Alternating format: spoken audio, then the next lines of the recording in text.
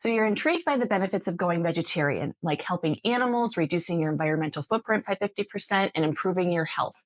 There's just this one little thing you can't quite get over, and that's that you really like meat. Boy, have I been there. In this video, we're going to talk about strategies for going vegetarian when you love meat, so you don't feel deprived or resentful of your new diet. Let's get started.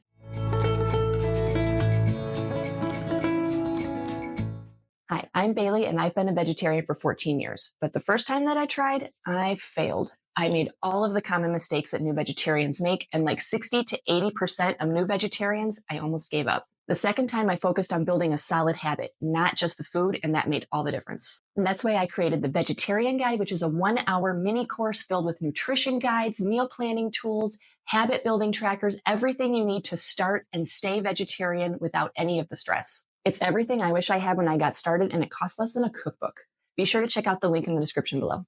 So obviously eating a vegetarian diet means that you have to give up the meat, which sounds really, really scary when you've been eating meat your entire life and you really, really like it. Why would you give up something that you really like to eat? Well, therein lies the rub, because you're going to have to decide if the benefits and the rewards of a vegetarian diet are worth it to give up this meat that you really enjoy. You might not know the answer to that yet, but in this video, we're going to talk about some things to consider that will help you make up your mind and then stick to it. Here's a quick rundown of what we're going to cover. Number 1, knowing your why.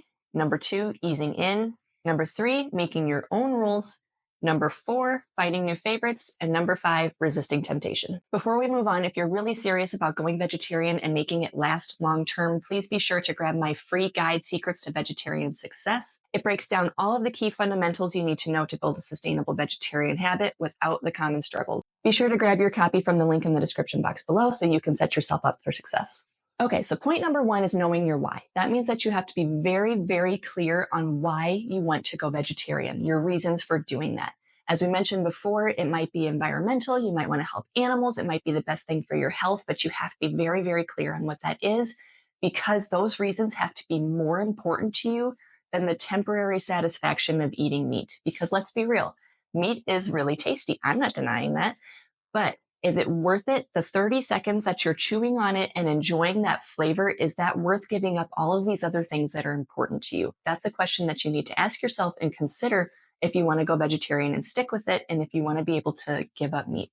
Point number 2 is easing in. No one says that you have to go vegetarian overnight, and actually I would never ever recommend that. I think the best way to sustain a vegetarian diet long term is to take all of the time that it takes to ease into that vegetarian diet. That might mean that you start with a meatless Monday. It might mean that you cut out one type of meat for a couple weeks and then you move on to the next type. It can take as long as it takes, but every step, every little goal that you set, every little bit of meat that you don't eat is moving you in that right direction. So please don't think that you have to stop eating cheeseburgers from one day to the next. Just ease your way out of it. And the more that you do and the more you start integrating these vegetarian meals into your diet, the easier it's going to be to start dropping more and more meat and finding more foods that you're going to enjoy. Point number 3 is that you can make your own rules. Nobody says that you have to give up everything completely. There is no vegetarian police that is going to drive up and haul you away if you decide that you want to eat bacon. Because let's be real, how many times have I heard, oh, I would love to go vegetarian, but I just cannot give up bacon. Please do not let bacon stop you from going vegetarian 99% of the time. If you really want to eat bacon because you really enjoy it, just eat the darn bacon. Don't let one food stop you from enjoying a lifestyle. Seriously, if it's one thing that's holding you up, just allow yourself to have it. And over time, you might realize that you really don't even need it that much anymore.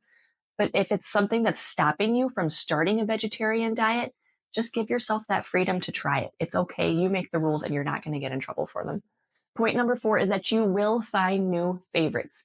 I think there's this assumption that if you're going to go vegetarian, you have to give up all of these foods that you love, like cheeseburgers and steaks and pepperoni pizza, and that you're going to replace them with a sad salad. And that's going to be your food from now on. You're just going to eat like raw vegetables and plain pasta and all this other stuff. That's not the case. When you go vegetarian, you're going to find a lot of new foods that you really, really enjoy. Things that can be cheesy or creamy or filled with all of these other great flavors that you might not have otherwise explored when you were eating meat foods. So please don't expect that you're going to be just sitting there hating your life every time that you're eating a meal. I promise you will find new things that you like that are going to replace some of your meat favorites. And point number 5 is resisting temptation. You are going to miss meat. It's normal. I'm 14 years in and I still miss it sometimes. But the thing is that it gets easier and easier and easier with time. You're going to have cravings. You're going to be tempted to eat things. You're going to go to a party where things are going to be served where you're going to think, oh, that looks so, so good. But there are strategies that you can use to overcome these things. And I promise that once you learn these strategies to overcome these cravings and temptations, you are going to be so proud of yourself after the fact. And you're going to be so in alignment with your values. You're going to feel so great that you stuck to your vegetarian diet that it's not even going to matter that you didn't get to eat that thing that smelled good at the time. And with that, now that you know some of these strategies for going vegetarian, even when you really like meat, I invite you to watch my next video on how to resist cravings, how to overcome those temptations so that you can make your vegetarian diet last. Thank you so much for watching. And until next time, cheers to your vegetarian adventure.